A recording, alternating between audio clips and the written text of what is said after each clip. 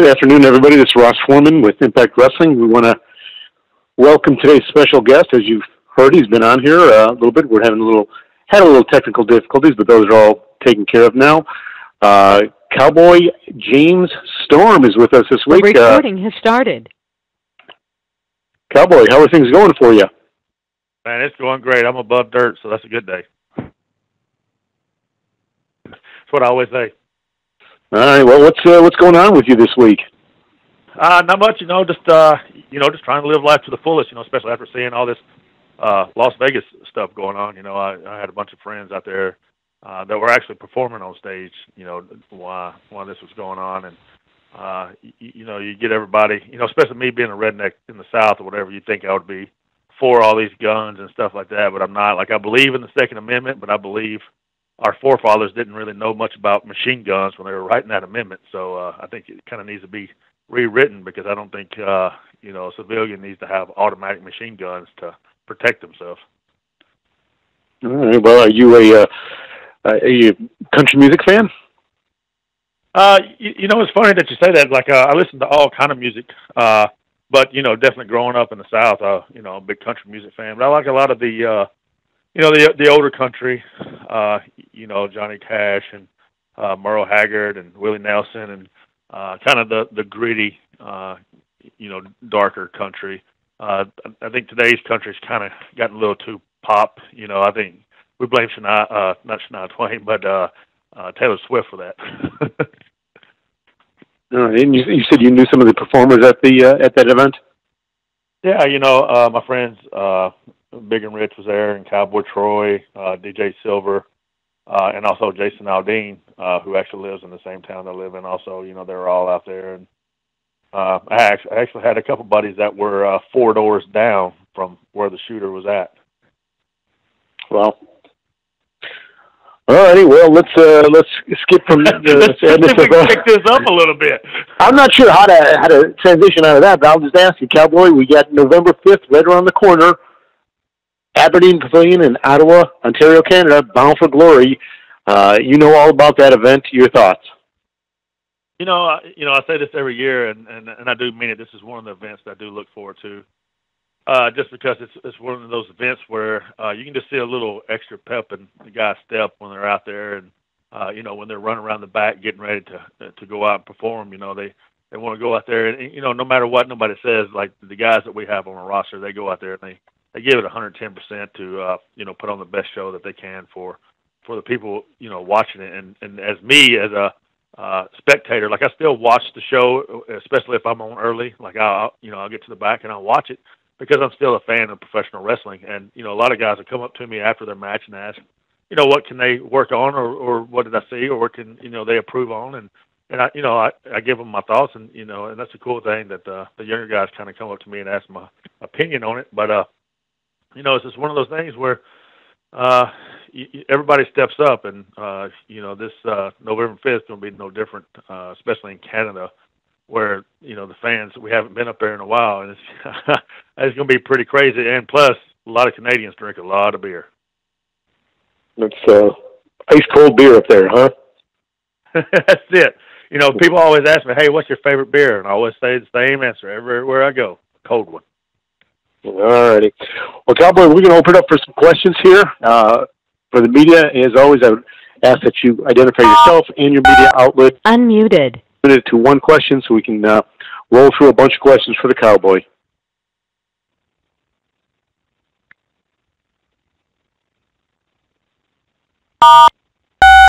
Muted. Q&A session has started. To ask your question, please press *6. If you'd like to ask a question, please press 1 to add yourself to your request has been received. Hi, James. It's Adam from the Impact Lounge here in the UK. How are you this evening? I'm doing great, man. How are you doing? Yeah, really good, thanks. Really good. And just like to say, obviously, a huge fan of yours. Over your career with Impact and formerly TNA as it was, you've obviously been in many different roles, as in sometimes a heel heading up a stable, usually the baby face with the crowd behind you. from a creative point of view, what do you prefer, and what gets your juices going? Especially if I was in creative, I would definitely have me as a babyface because, I'm one of the guys who can go out and I always say to make a good babyface, you got to be able to talk on the mic. A heel can kind of get away with not really being able to talk that great on the mic, but to make a really great babyface, you just got to be able to talk. And if I was doing creative, I would definitely have me as a babyface, just because I know how to go out there and interact with the crowd, and I can just go off script and just play along and do whatever it takes to kind of get the crowd into it. Me, I love being the babyface, but I always tell everybody it's so much easier to kind of be the heel, especially nowadays, because it's always easier. It's a lot easier to make people hate you than it is to like you, especially these days with social media and all that stuff. So, but to answer the question real short, I really do prefer being the babyface. Thanks. Ryan Ryder here from Main Event Radio. James, aside from the great Canadian beer, what are you looking forward to at Bound for Glory in Canada? I'm looking forward to the crowd. We've been in an impact zone for a long time, and just to see new faces out in the crowd, and just and always say that's when and find out who's over and who's not, because there's a lot of times at the impact zone where you get the same group of fans and everything, and they want to cheer this guy or that guy or whatever. But when we start going on the road, that's when creative can kind of see, oh well, this guy's over, and this guy's not as much over as we thought he was. But just going out and performing from a different crowd, and just and I performed in Canada a lot, and I know how rowdy they can get. Really easy transition to make, or if there's a bit of a time there when you're going between being part of a successful tag team and then having a singles run. I always tell people the big difference between wrestling single and wrestling a tag team is the number of bumps that you take in the match. Like, you kind of cut them in half, so you're, got longevity now in your career. But a lot of people don't know is, before I even joined up with TNA, I was wrestling, 5 years by myself, doing a bunch of stuff on the independents and then WCW and stuff. And then when I came to TNA is when they stuck me in America's Most Wanted. And I kind of been a tag team wrestler almost the whole time here in Impact, and just singles runs here and there or whatever. But, for a tag team, like I said, you cut your bumps in half, but then when you go back to being singles, you have to work on your in-ring cardio a lot more, just because you're not, now you're in the ring the whole time instead of, tagging in and out, 50% of the time.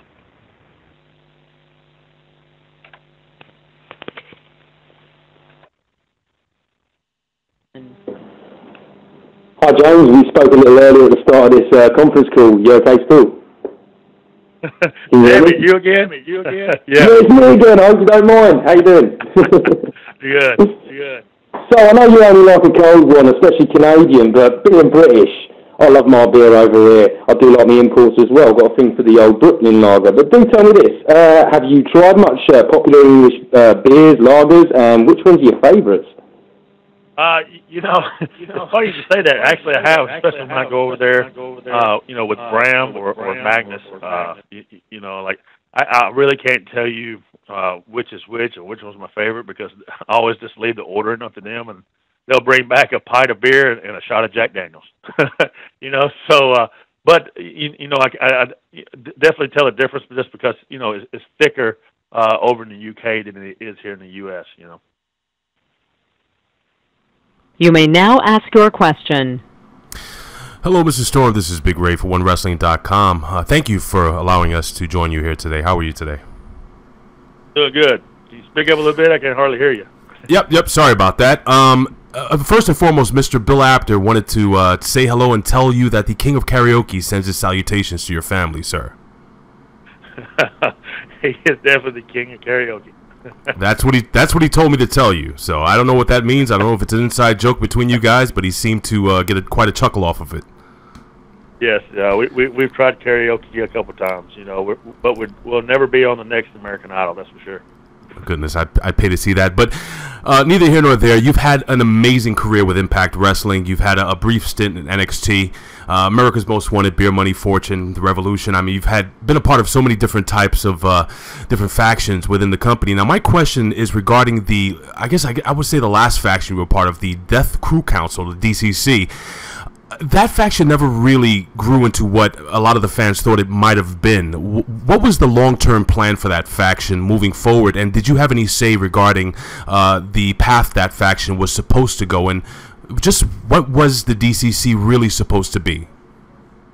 Yeah, we were Muted. come back as, quote-unquote baby faces, because they never really explained how Bram got out of the trunk of the car with Decay when he got through in there, and I never kind of explained the backstory with Eddie coming into the group. So, like, I had a whole backstory with him into the group, and it was actually supposed to all lead up. There's supposed to be like a quote unquote fourth member, and it's all supposed to lead up to Slammiversary this past year, where like me, Eddie and Bram, like, we all unmask and you know who we are and stuff when we do matches and stuff. But it do something where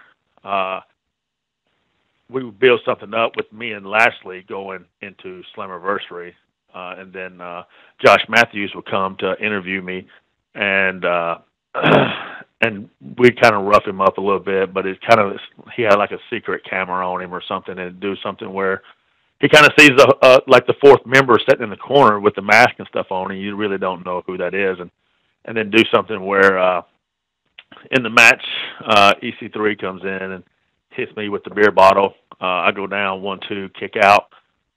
Then Bram and Eddie come out and they beat up on EC3. They kind of fight off, and then the fourth member comes out and takes the mask off, and it's Jarrett, and he hits Lashley with the guitar, and then I pin Lashley, and Jeff's like, look, when I started TNA, this guy was one of the first guys here, and now that we got GFW going, I want him to be my champion. So it's going kind of all in line and stuff like that, but it just got, when different powers kind of took over, it just kind of got threw way off course.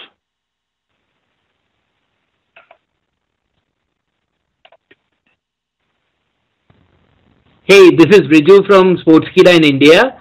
My question is, are you still in touch with Bobby Roode, and what do you think of his success outside TNA? Thank you.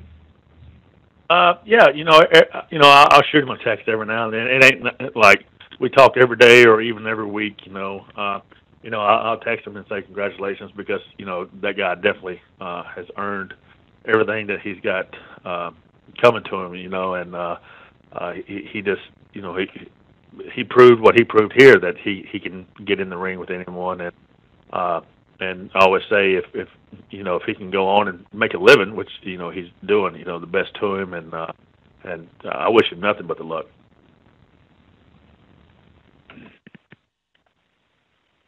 Hey James, this is Braden from the Fight Network up in Toronto.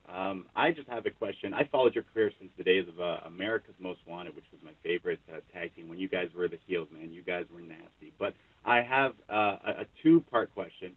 First, any future goals or anything that you want to do or accomplish in your career going forward? And my second one is just a small one. If I were to be going to Nashville, what's the bar that I go to?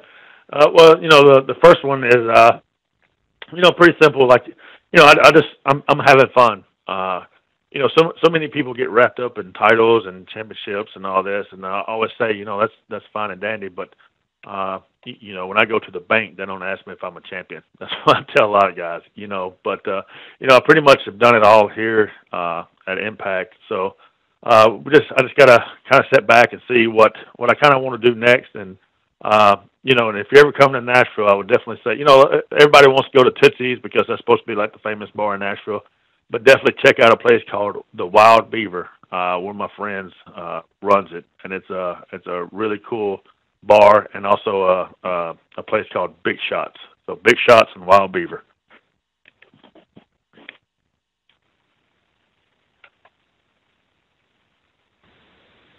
Hi James, this is Jeremy from Real Sport.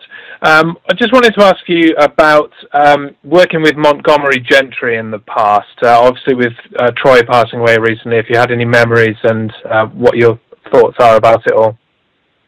Yeah, Troy was definitely a really good friend of mine, and we had so much fun shooting that music video.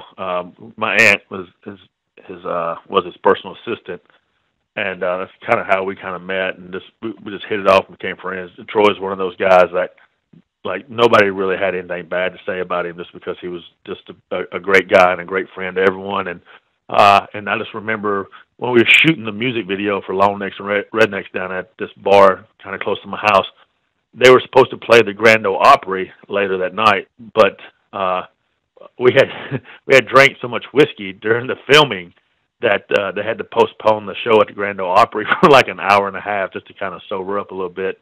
But that's just one of the memories I had. Like there's so many times when if I just needed someone to talk to or whatever, if I was just having any kind of problem, like I can call Troy no matter what time of day or night it was, and he'd always answer no matter what. So he'll definitely be missed by me.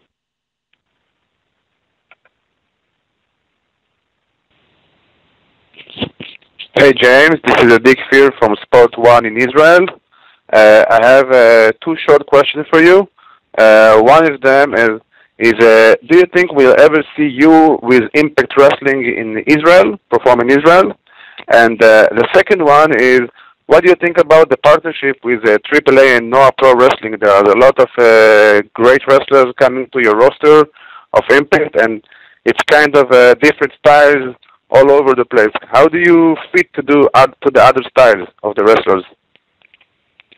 Yeah, hopefully Impact Wrestling definitely start touring more, and hopefully Israel is one of the places they'll go. I know it was a big hit when we went to India, and anytime we go overseas, it seems to be a pretty big deal. But as far as the partnerships with like AAA and Noah and stuff, I think it's great for everyone involved just because it gives more eyes on the talent that's on the shows, and you kind of see matchups that you would never see, and it just talent swaps, with us going to Noah and AAA going to Noah and vice versa, Noah going to AAA and here. So it just helps out the guys even more and kind of step up their game, because now they have to kind of learn and adapt to different styles of wrestling. I always say that's fine and dandy with me with the styles they have. They can flip and flop all they want because they got to land at some time, and I'll be there with a super kick for them.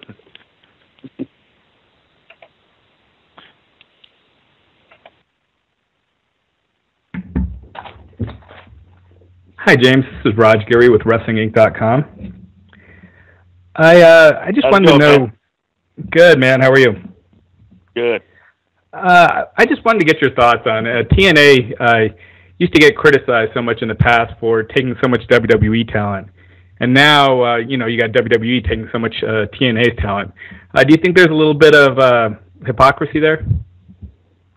Yeah, I always tell fans all the time, like they don't get it. Like, it's the talent who looks at this as a business. So many fans just look at it as, oh, well, he's a sellout because he jumped ship and went there, or he jumped ship and went there, and it's not like that. Like, we have to provide for our family, so wherever we can go to get work, that's what we're going to do. And it just seems that it kind of gets overlooked when the WWE picks up TNA guys or whatever. But as soon as, like you said, as soon as TNA Impact picks up a WWE guy, it's like, oh, they're picking up a WWE guy, blah, blah, blah, and that's not really fair for the guy because he's just looking for a place to, provide for his family. And they wouldn't hire them if they didn't think that they had something that could help them, plain and simple. A lot of people don't see that. They just see, oh, well, he got fired, so they're going to pick him up. No, there's a reason they picked him up or they hired him. It's because he has something that they think can be value to the company.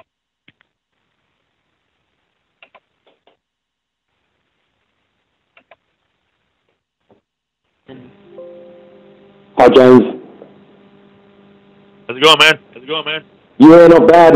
You? I can't complain.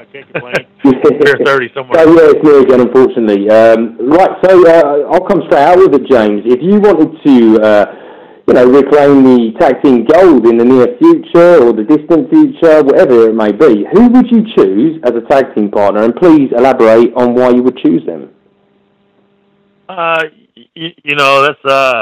That's one of those $1 million questions that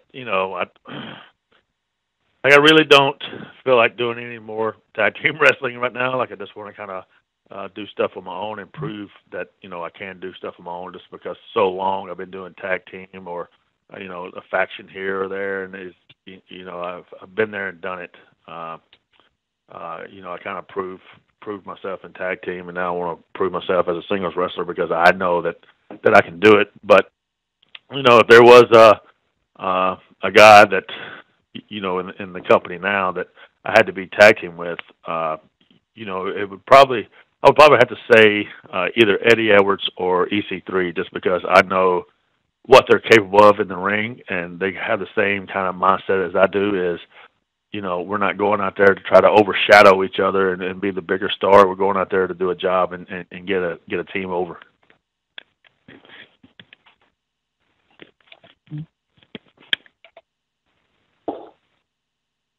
Hey, James, this is Graham Matthews, Inroad.com. First and foremost, I wanted to thank you, as I had ordered a hat from your merchandise store a few weeks ago, and I'd taken a few weeks to get there because there was a mix-up in the mail, and you ended up including a wristband with it, so I wanted to thank you for that. I appreciate it.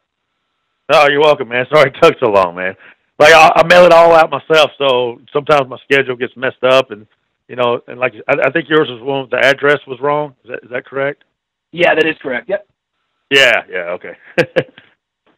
No, I just wanted to say I appreciate it. It's a great hat. But anyway, my question for you, your Bound for Glory 2012 match with Bobby Roode is one of my personal favorites, but you've had a number of great matches at the event over the years with the Great Muta and the main event of the 2014 show in Japan, EV 2.0, Team 3D, among others.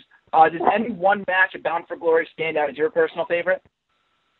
You said it, the 2012 with Bobby Roode, just because that was the kind of the blow off of our feud, and it was actually supposed to have been for the world title, but stuff just kind of got mixed around, and I'm not worried about it. But me and Bobby just wanted to go out there and just beat the hell out of each other. And I always tell everybody, like, my best feuds have been with my ex partners. Even with Gunner, like we just go out there and we just beat each other up, and I always tell everybody, like, I think the better friends you are, the more you beat each other up. So I would definitely have to say maybe like I said, 2012 with Bobby Roode and for the Bound for Glory. Awesome, thanks. If you'd like to ask a question, your request has been received. Hi, James. It's Bikram from ImpactAsylum.com. I was wondering, you went earlier this year to Pro Wrestling Noah. I was wondering what your experience was wrestling the next ace of the company in Kaito Kiyomaya. Yeah, the guy's really good. He's still really young, but he's definitely going to be a big star over in Japan, and I have nothing but good things to say about him.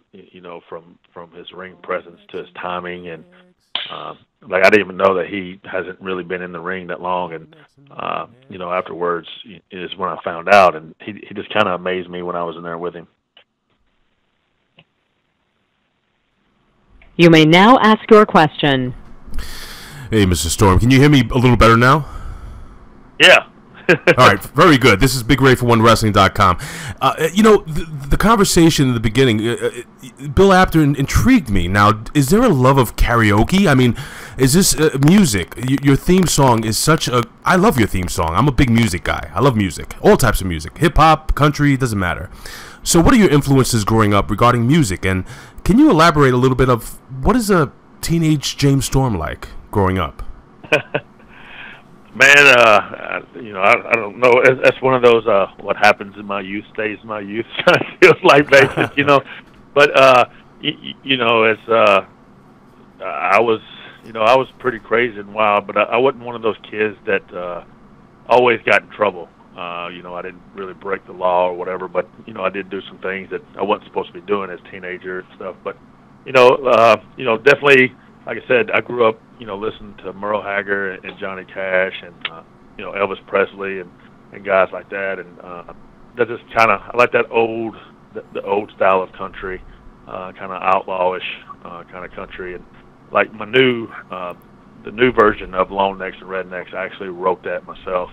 Oh. And kind of just updated the whole song and everything, and then the D.C.C song I wrote that. So, and I'm kind of writing some new stuff for some other people. So hopefully it'll come out really cool too. So can we go on the record? Who is the true king of karaoke? Is it you or Bill Apter? I want to know right now. Oh, it's me, Bill Apter. I try to tell you that he's a good Barry Manilow, but like he's a good Barry Manilow if he was like if the volume was really low. Like, no, he's actually good though. Like I don't know what it is, but like for some reason, girls sit there and watch him. I don't know why, but they do. It's the comb over. Thank you so much. That's it. The comb over. Muted. Hey, this is Riju from Sportskida again. My question is with regard to the last call. Now, there are several performers in wrestling today who use the super kick multiple times in a match, most notably the Young Bucks. Do you think that devalues the super kick? What's your opinion on the whole thing? What's my opinion on like people using the super kick so much or whatever? Yes. Yes. I say if they want to do it, that's up to them. I mean, it's they've made money off of it. Other people do it. That's fine. But when I'm in a match with someone, it only gets to use once. I always say they can knock people down with theirs, but I knock people out. You didn't see to me, you didn't see Shawn Michaels, throwing 4, 5, 6 super kicks in the match. And it's just one of those things. And Shawn protected it, and I've been using it for 15 years, and anytime I'm in the ring or whatever, like I try to protect it as well.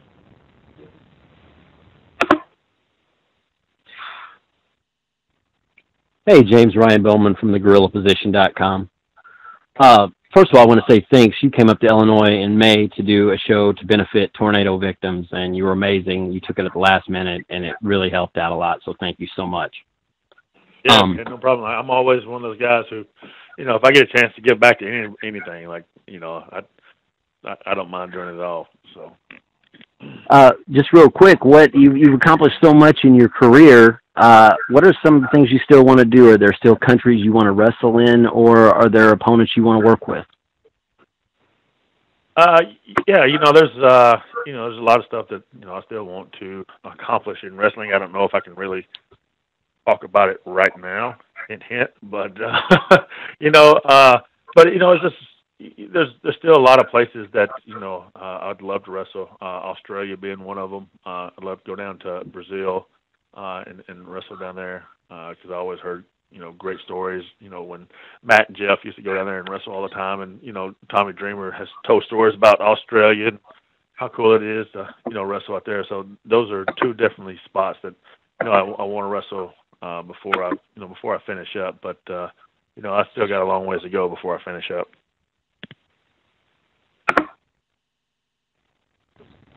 Hey James, this is Riju again. My question is with regard to your run with D.C.C.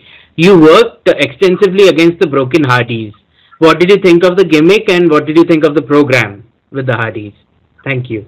Yeah, I mean, anytime I can get in the ring with Matt and Jeff is fun, just because they're so over, so it doesn't really matter what kind of happens in the match. Like the crowd's gonna be excited and have fun. As this goes to show you like really how over the Hardys are and have been for the last 15 years. I think we could have got more out of our D.C.C. and Hardy angle, but that is what it is, and no use to crying in the past. But yeah, I mean, anytime I can get in the ring with those guys, it's a blast because they're two of the favorite guys I love to wrestle with. Whether I was a good guy wrestling evil Matt, or whether I'm the bad guy wrestling the Enigma Jeff Hardy. It's always fun. Hello there, it's Francis from In-Ring Pop in the UK. My question is this, right? You've held 16 championships in Impact Wrestling, and you know quite a lot of things. What's your thoughts about the Impact Wrestling World Championship now being held by Eli Drake, and would it be something you might consider and get a 17th time title? Yeah, I have to say props to Eli Drake. He's accomplished a lot in the short time he's been here, but he runs around like he's too good for anyone. He just gotta, and I proved it before when we fought over the global title. It's just one of those things that he gets in the ring with the wrong person, and they're just gonna shut him up because But I will have to give credit to him. He's an amazing athlete and great performer in the ring, but he's just one of those guys that I think just rubs guys the wrong way that don't know how to take him. And but like I said, kudos to him for accomplishing a lot in a short time.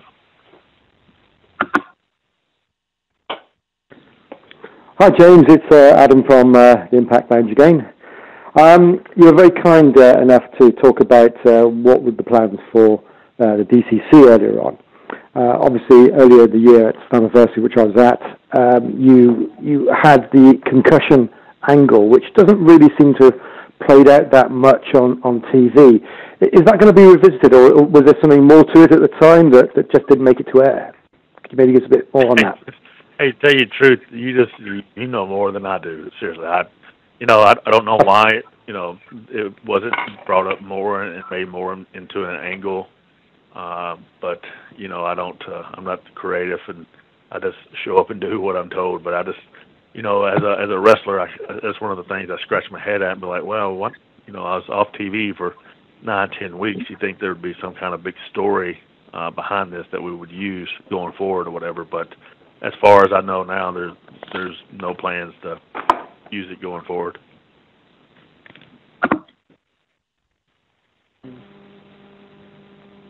Hi James, one more question for you, my friend. Yeah, man. Excellent. So, what I was going to say earlier was, to be fair, you're looking in the best shape I've personally ever seen you, and we've all ever seen you. So that indicates to us that you're not going anywhere anytime soon. So please, just give us a little brief description on, what we can expect from James Storm and what the future holds for you, sir. Man, I just there's a lot that I can't really talk about, but I always say you never know what the future holds. Might be a new door opening. I don't know. All I can do is just work my butt off and just get in the best shape I can, and just show up for work and do what I'm told. And that's really a wrestler's mentality. Is his job is to just to be ready, and whenever his number's called and get in the ring is do his job. So right now I'm just having fun, being the old Cowboy James Storm and just going out there and helping young guys out and just telling them what they need to do and how to work on TV and stuff. So right now I'm just kind of enjoying the ride at Impact. Hey, James, Grant Matthews from Himro.com again. Your first world title victory took place a couple days removed from Bound for Glory back in 2011.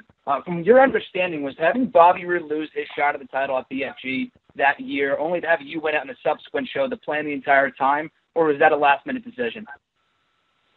No, how it was all explained to me, it was kind of like a last-minute decision. Because I thought Bobby was supposed to be going over, on Kurt at the show, and I was watching the match, and then that happened. I was just like, "What happened?" And then it just got changed at the last second, and then then the next day at TV is when they told me that we're going to do a deal where we just put the belt on you or whatever, and I was like, "All right, well let's do it." Okay, cool. But yeah, it was just kind of just hit. I think both me and him just out of the blue, because it was just changed so fast. At a split second, but being the professionals we are, it don't really bother us. We just roll with the punches and just keep going. So.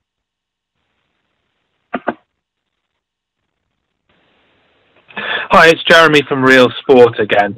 I wanted to ask about your brief stint in NXT and what influenced the decision to leave there and go back to Impact. It was I sat down and I had a talk with Hunter, and a lot of people say, "Oh, it was money and all this," and it wasn't. It was basically a family thing that I had to decide, because I knew I'd be on the road a lot more with NXT because, Hunter was telling me they're going to run between 100 and 125 shows the next 2 years or whatever. So it was just one of the things, and my wife, wanted to have another kid, and but she had to do shots and all this, and I had to be at home a lot more, and it was just a decision, do I, go and live this crazy dream of wrestling in the WWE, or do I stay home and help my wife, have another child that she wants? And so at the end of the day, I just, decided that, my family is really important to me. So my wife wanted to have another kid, and thank God everything turned out the way it did, and we've got a healthy baby boy that's, 8 months old. So we're good to go.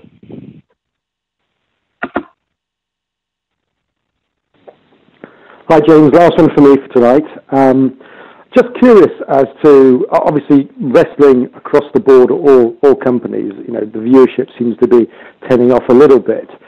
If it was your dime running Impact at the moment, what do you think could bring casual fans back to the product? How would you build the show? Well, first of all, I would start having tier. Like to me, we don't have the John Cena or even the Roman Reigns or something like that. Like at Impact, it seems like they try to make everybody on the same level. And, being in the wrestling business 20 years, I've never had it be like that. Like, even on independent shows, you have kind of the undercard, and then you have the main event that the undercard is trying to work toward. But to me, it seems like at Impact, they try to make everybody on the same level, and everybody's fighting for every title. Whereas, to me, I think it should be you have your main event guys, and you have your undercard and your undercard title. And then all the undercard guys are working to try to get to that spot. Growing up, I always watched Bret Hart and Mr. Perfect wrestle for the Intercontinental belt all the time, while you had Hulk Hogan and those guys doing the heavyweight stuff. And then once Hogan and them moved out, then you had Bret and them move up, and then the other guys came in and started wrestling for the IC title. And to me, I think it kind of needs to go kind of back toward that a little bit.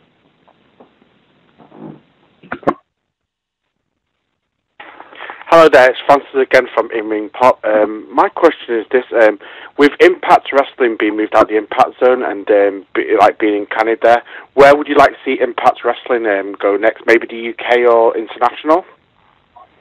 Yeah, I'd definitely love to see it go back to the UK because I just remember those tours we ran in the UK. Even when I go back to do indie shows, like it's a great reception, every time I come out, and I just know that, they should definitely do, tours again. Like, they don't have to run all these 15, 20,000 seat arenas. You can run these 3,000 to 5,000 places and just, fill them up easy because, especially over in England, like they'll come out and they'll support Impact Wrestling. But it's just one of those things that, it's going to take a little time, for me, what I believe, just to kind of get all the finances and stuff back in line is what Anthem's trying to do. And, it's not going to be an overnight, process. It's going to take a little while. So they're just taking baby steps to finally get to that point, I do believe.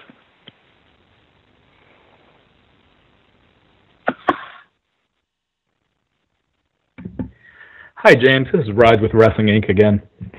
There's been a lot of talk about the branding of the company, and I guess what it's referred to. Have you heard anything regarding that, and do you have a personal preference about what you'd like the company to be called? Yeah, it's just, all I know is what I read on the internet.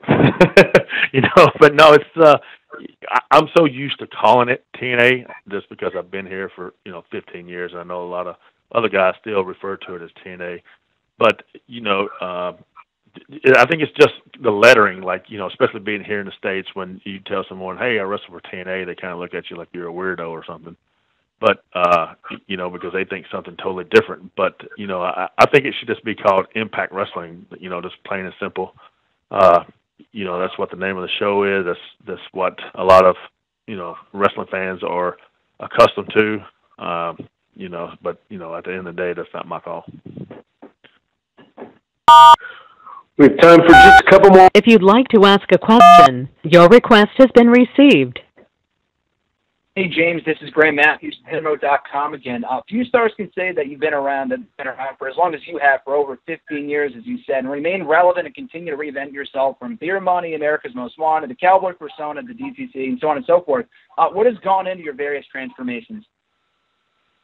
Just life, just trying to keep up with the times, and just having all these different life experiences, and just kind of learning from them, and then putting these life experiences into my character, and just going out and just seeing if it works. Not being afraid to try new things. A lot of guys are afraid to try new things, especially on TV. And I said, you don't know until they work, and until you try them. And it's just one of those things and I think it'll help getting out of the impact zone. Is a lot of guys can try different things and see how they work in front of crowds, especially if we do, house shows and live events or whatever. And I think that's what kind of hurts a lot of guys too, is because, back when we were running strong with the house shows, especially Beer Money, like we'd go out there and we'd do stupid stuff to see if it worked.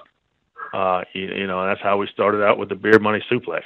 We just started doing it on house shows, and it started catching on, so we started doing it on TV, and then different house shows, we practice other things, and if it worked, we use it on TV. If it didn't, then we scrap it and come up with something new. You may now ask your question. Hey, Mr. Storm, Big Ray for OneWrestling.com. One last time. I want to ask you a little bit of a fun question. Let's say you had the opportunity. You had your own time machine. You can wrestle any era, any time, any organization. Where would you wrestle, what organization, and who would be your feud? Who would be the biggest feud you would have within that organization? It's funny that you say that, because my all-time favorite wrestlers that I would definitely wrestle would be Mr. Perfect. It was one of those cool things that when he was here early in the time that I got to hang out with him, and he taught me so much. Like he'd pull me aside after one of my matches and just tell me different things. Like one of the things he told me was, "Hey, what'd you do that for?" And I was like, "What?" He goes, "Pick the guy up." And I would just tell him, I'm like, "Well, because we're going to run this other spot." He goes, "Don't ever pick anybody up." He goes, "The name of the game is to either make somebody submit or pin them on the ground. If you pick somebody up, then you automatically tell them that it's fake." And that's just one of the things I never thought of until he said it to me. And I tell that to a lot of young guys, like, never pick someone up. Always kind of let them feed up or something. But if I had to go to any organization, it would definitely be like USWA, that was out of Memphis, that did Memphis, Nashville, Louisville, and stuff. Because, I can remember going to the fairgrounds when I was young and seeing Steve Austin and The Undertaker and Sting and, all these guys go through Nashville and Louisville and Memphis. And one of my favorite wrestlers growing up, going to the fairgrounds and stuff, watching it was Hot Stuff Eddie Gilbert, and I can just remember just watching him, thinking he was, bigger than life back in the day. Thank you, Cowboy. Yeah, man. Muted. Hello, James. David Dunn with the New Zealand Pro Wrestling Informer again. Over the last couple of months, there's been a lot of discussion around the Global Wrestling Network, or whatever the eventual name may be. How important do you think is it for Impact Wrestling to have a service like the WWE Network, like New Japan World, UFC Fight Pass, things like this, a way for fans to be able to dive into the archives and watch all the footage that TNA Impact Wrestling has put out over the years? Yeah, I think it's definitely a really positive thing. I heard that it might launch as early as the 10th. So hopefully it all goes off good, and it's just one of those things that is another step in the right direction for the company. Especially, you can have even the new fans go back and kind of watch the older stuff. Like when AJ and Joe and all those guys were here, and Punk, and and if someone says America's Most Wanted, they can go back and see what America's Most Wanted was, or even Beer Money, or just stuff like that. So I think it's really important and really cool for Impact to have that out.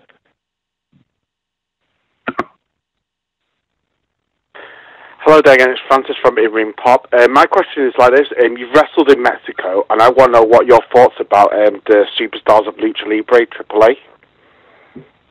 They were very respectful. It's I love wrestling in Mexico.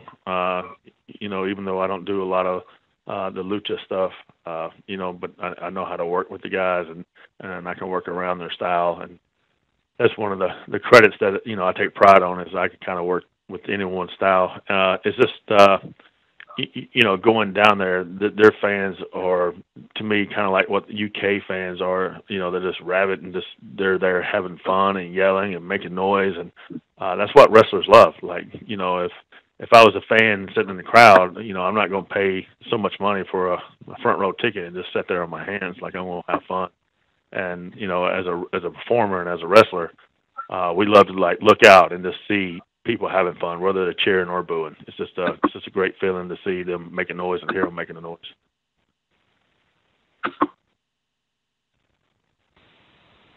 Hey James, this is Adi from Israel, from Sport One. How are you doing? I'm doing great, man. How are you doing? I'm good, man. Thank you. I'm a huge fan. As an Impact Wrestling original, being for 15 years in the company, Impact Wrestling had its ups and downs over the couple of years. What do you think about the position of Impact Wrestling these days in the pro wrestling world? It's a rebuilding process. I've seen it before, and it's something that it doesn't happen overnight. Like I said before, it's going to take a little while, but I really think with Anthem and is taking baby steps, but definitely going in the right direction, especially forming partnerships with Noah and AAA, and so it's always good to have partnerships like that, especially when they get ready to launch the network. Like, you get to see all these other stars on there as well. So it's just baby steps, and hopefully sooner or later everything's going to turn around.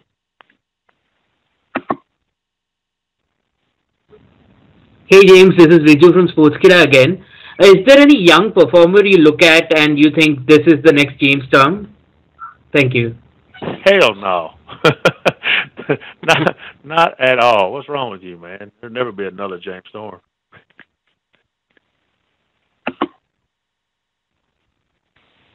Hey James, this is Dick Spear from Israel Sport One again.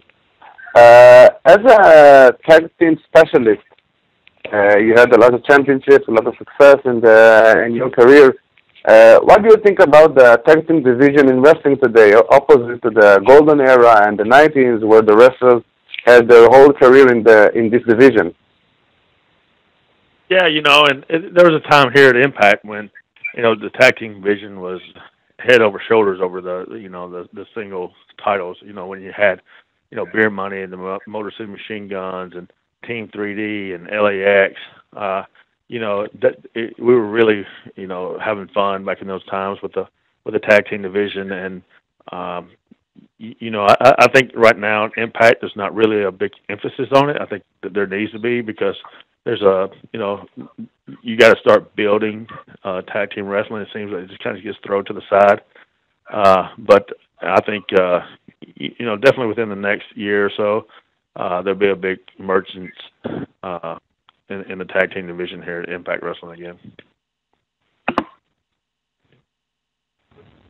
Hey James, Riju from Sportskida again. So I'm calling from India. I watched you wrestle in India. How was it wrestling here, and how different was the experience from wrestling in the United States?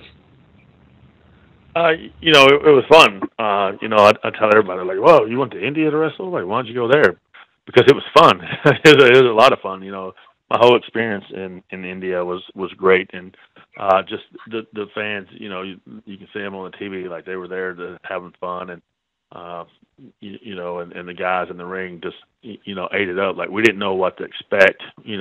Walking out, and we didn't know if they know who we are or whatever, and they did, and I always say, only in India will you see, 700,000, 800,000 people in the crowd, Indians chanting for a cowboy. All righty, we will go one final question. Ryan, once again, final question is yours. Hey, Ryan Bowman from the Gorilla Position again. As one of the original guys in the company, you've seen all the changes, the ups and downs all over the years, James. Heading into 2018, where do you see yourself and Impact Wrestling from there and beyond? And thanks for your time today. Yeah, man, no problem at all. It's one of those things like whether I'm here or not, always wish the best on the company and especially the boys that work here because I always get a little ill when I hear fans or see fans tweet or whatever saying that Impact needs to die and all this stuff because to me that's a bunch of BS. It gives the guys another place to be able to work and feed their family. Because let's face it, like if it goes out of business, like WWE's not going to pick up all these guys. So there might be some guys that don't get picked up, and now you don't get to see them anymore. But I always say I see bright things for Impact, especially if they're staying the course that they're staying, just because they're making baby steps and making progress, and that's what matters. Is slowly start making money back, and just don't lose a lot at one time. And I definitely see them, like I said, taking the right step in the right direction. All righty. Well, Cowboy, I appreciate your time. Once you have a final thought as we wrap it up for this week. Yeah, man, be sure to tell everybody on your freaking websites and podcasts or whatever else you're doing, go to my website and support the Cowboy James Storm by buying a damn T-shirt or something. All righty. Well, media, I appreciate it. We will have another star next week for the weekly teleconference. I appreciate everybody calling in once again.